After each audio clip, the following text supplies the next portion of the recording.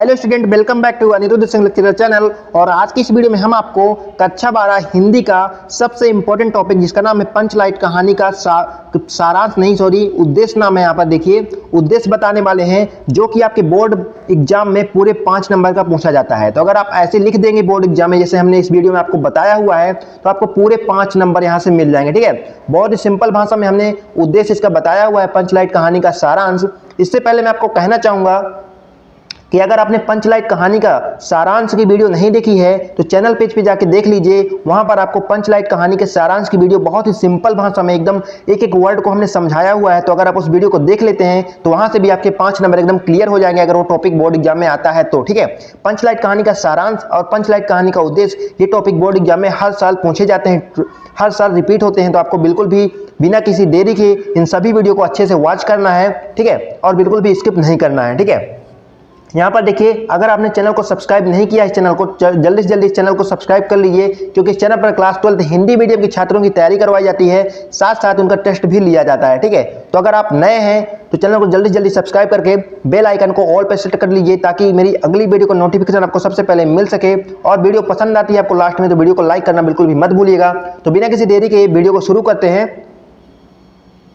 तो भाइयों आप यहाँ पर देख सकते हैं मैं लेके आ चुका हूँ आपके लिए हिंदी का सबसे इंपॉर्टेंट टॉपिक जिसका नाम है कक्षा 12 हिंदी महत्वपूर्ण टॉपिक पंचलाइट कहानी का सारांश। बहुत ही सिंपल भाषा में हमने आपको समझाया हुआ है। और अगर आप इस पूरे चीज का पीडीएफ चाहते हैं, इस पूरे कहानी उद्देश्य का पीडीएफ चाहते हैं तो आपको क्या करना है, चैनल मतलब कि कमेंट करना है। वीडियो पे आपको क्या मिल जाएगा, कमेंट करना है, आपको पीडीएफ मिल जाएगा एकदम एचडी क्वालिटी का। जैसे हमने इसमें लिखा हुआ है सेम टू सेम इसी चीज का आपको पीडीएफ मिल जाएगा एचडी क्वालिटी का।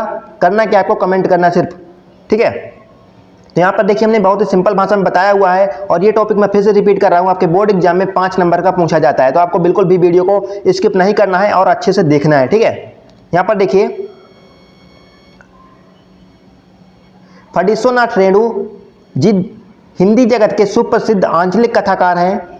मतलब कि जो फडीसोनाथ रेणु जी हैं उन्होंने ही पंचलाइट कहानी को लिखा है और हिंदी जगत के सुप्रसिद्ध आंचलिक कथाकार हैं। ठीक है, अनेक जन आंदोलनों से वे निकट से जुड़े रहे हैं, इस कारण ग्रामीण अंचलों से उनका निकट का परिचय है। ठीक है, उन्होंने बहुत सारे आंदोलन किए हैं और उनमें खुद रहे हैं, इसलिए वो ग्रामीण मतलब कि गाँवों को चीज़ों को अच्छे से देख पाते हैं, अच्छे से समझ पाते हैं और उनका अच्छे से परिचय दे पाते हैं। ठीक है, यहाँ पर देखिए आप। ठीक है, उन्होंने अपने पात्रों की कल्पना किसी कॉफी हाउस में बैठकर नहीं की है, अपितु वे स्वयं अपने पात्रों के बीच रहे हैं। उन्होंने इस कहानी में जितने भी पात्र रखे हैं ना, मुंदरी गुलरी काकी जितने भी हैं ना, वो किसी कॉफी शॉप में बैठ के नहीं, मतलब कि उनके शामिल मतलब कि अंदर उनके खुद शामिल रहे हैं उनके अंदर, मतलब कि वो टोली जो थी इनकी उसमें खुद ये भी शामिल थे। और उन्होंने अच्छे से कहानी को एकदम बना के लिखा है, एकदम बहुत ही अच्छी प्यारी कहानी है। यहाँ पर देखिए बीच रहे हैं, बिहार के अंचलों के सजीव चित्र इनकी कथाओं के अलंकार हैं। ये कहानी अपने बिहार की है और बिहार के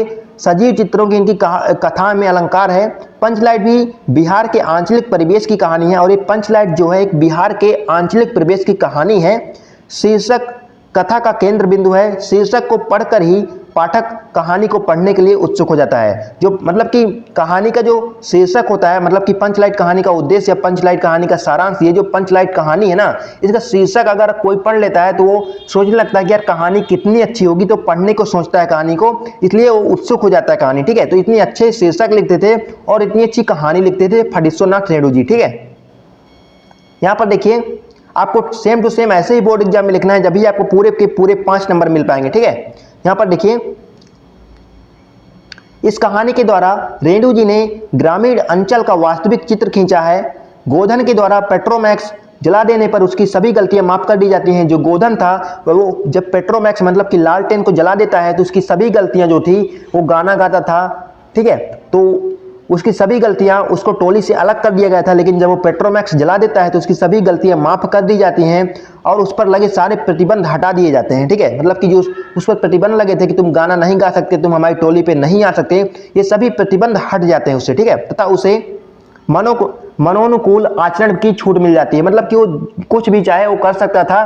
ठीक है, उसके 100 खून माफ कर दिए जाते हैं, आचरण की छूट मिल जाती है। इससे स्पष्ट होता है कि आवश्यकता बड़े से बड़े रूढ़िगत संस्कार और परंपरा को गलत साबित कर देती है। ठीक है, तो आपको समझ आ जाना चाहिए कि कितना इंपॉर्टेंट है आपके लिए। ठीक है, यहाँ पर कथानक संक्षिप्त, रोचक, सरल, मनोवैज्ञानिक और यथार्थवादी है। इसी केंद्रीय भाव के आधार पर इस कहानी के एक महत्वपूर्ण उद्देश्य को स्पष्ट किया गया है।